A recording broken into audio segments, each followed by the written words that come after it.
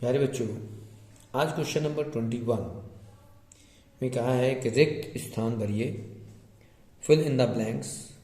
द्विघात बहुपद x square minus 5x plus 6 के शून्यांक, zeros of the quadratic polynomials X square minus 5x plus 6। मतलब हमारे सॉल्यूशन करना है, इनका फाइंड करना है कि एक्स की क्या वैल्यूज हैं, उनके शून्यांक या फिर जीरोज के बारे में जब बात करेंगे तो सबसे पहले हमारे पास जो भी पॉलिनोमियल्स है उसके फैक्टर्स करते हैं। और फैक्टर करने का सिंपल वे एक ही है कि यदि हमारे पास इसको करेंगे तो मिडल टर्म ब्रेक करेंगे as x square minus 5x plus 6 में यदि हम मिडल टर्म ब्रेक करते हैं तो यहाँ से 2 और 3 का सम 5 होगा और 2 और 3 का प्रोडक्ट 6 हो जाएगा। जनरली हम बात करें तो यहाँ a क्या है 1 होता है, b क्या है -5 है, c क्या है 6 है। यदि हम a और c को मल्टीप्लाई करते हैं तो 6 आएगा और 6 के फैक्टर 2 और 3 आएंगे।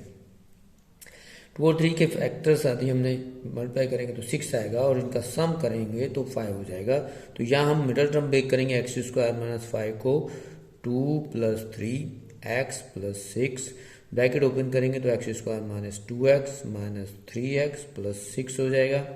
x कॉमन लेते हैं तो x माइनस 2 होगा और यहाँ से -3 कॉमन लेंगे तो x माइनस 2 आएगा।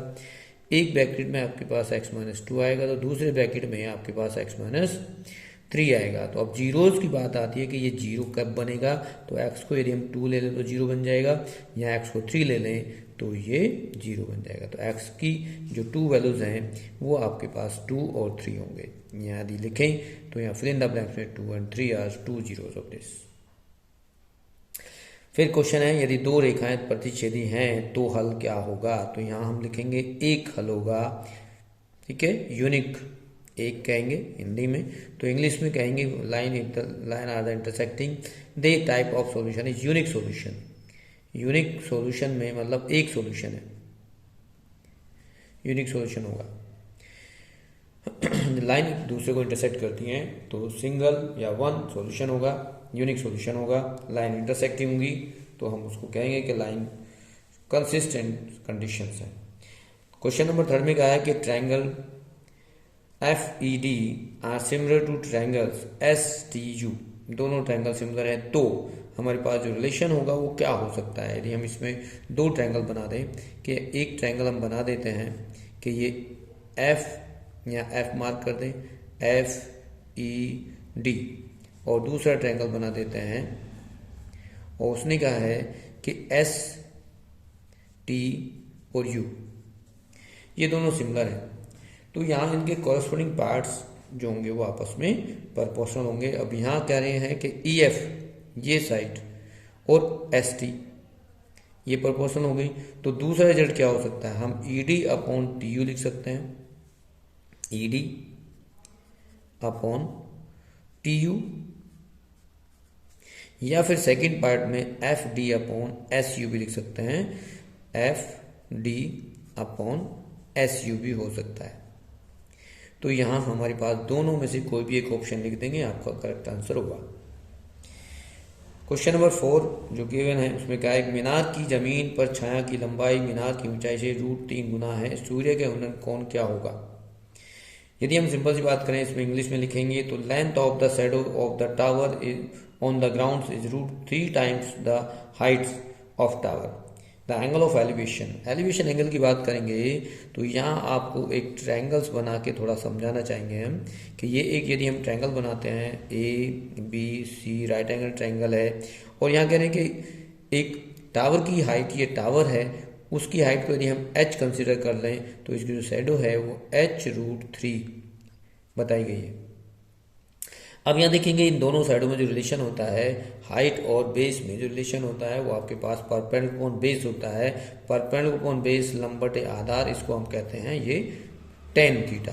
तो tan थीटा में यदि हम देखेंगे tan थीटा क्या होगा या tan A क्या होगा, वो h अपॉन h√3 होगा। जब h कैंसिल होगा तो रिजल्ट आएगा 1 अपॉन √3, और tan में √3 जो होता है वैल्यू वो 30 डिग्री की होती है।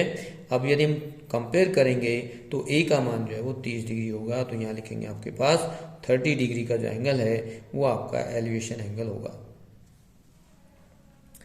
अब क्वेश्चन नंबर 5 को देखें यदि, तो फिफ्थ पार्ट में हमें बोला गया है कि ये एक टेबल दी गई है, निम्न तालिका में b minus A plus C का मान क्या होगा। The value of b minus A plus C in the following tables. अब ये देखो, ये टेबल है जिसमें क्लास इंटरवल दिया हुआ है, ये हमें फ्रीक्वेंसी गिवन है, बारंबारता है, और ये कॉम्बिनेशन फ्रीक्वेंसी है जिसको हम संचय बारंबारता कहते हैं। तो जो इसमें कहा गया है कि b माइनस ए प्लस सी क्या है, तो हमें b क्या होगा ये पता करना पड़ेगा, a क्या होगा ये पता करना पड़ेगा, c क्या है ये पता करना पड़ेगा। देखिए कॉम्बिनेटिव फ्रीक्वेंसी कैसे फाइंड करते हैं, यहाँ 12 है तो इसके सामने 12 होगा। 12 में क्या ऐड करें जो 25 हो जाए, तो यहाँ पर a की वैल्यू आएगी आपकी 13, 13 प्लस 12 करेंगे तो 25 आएगा।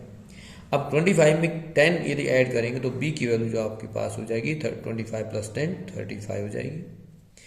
अब 35 में क्या ऐड करें जो 43 हो जाएगा, मीन्स 43 माइनस 35 करेंगे तो 8 आएगा, मतलब c की वैल्यू 8 आ गई। आपको रिजल्ट निकालना है b माइनस ए प्लस सी, तो b की वैल्यू क्या है, b आपके पास है 35, तो यहाँ लिखते हैं 35 माइनस ए आपने निकाला 13 और प्लस कर देते हैं c को, वो है 8। तो यदि आप यहाँ से 8 प्लस 35 को ऐड करते हैं तो आपके पास बनेगा 43 माइनस 13। अब इसको यदि माइनस करते हो तो आंसर आ जाएगा 30, तो रिजल्ट आपका जो है वो यहाँ 30 आएगा।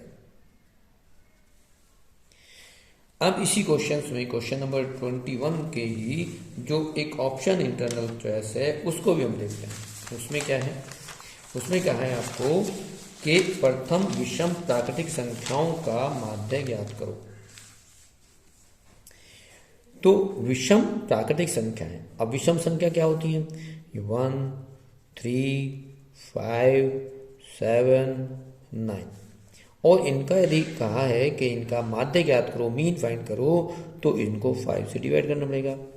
Mean of the first 5 odd natural numbers, तो 5 ऑड नेचुरल नंबर्स जो हैं वो 1 3 5 7 9 हैं, इनको यदि आप ऐड करेंगे तो आपके पास इनका सम आ जाएगा 25। 9 प्लस 1 10, 7 प्लस 3 10 और 5, तो ये 25/5 होगा, और जब 25 को 5 से डिवाइड करेंगे तो आंसर 5 होगा।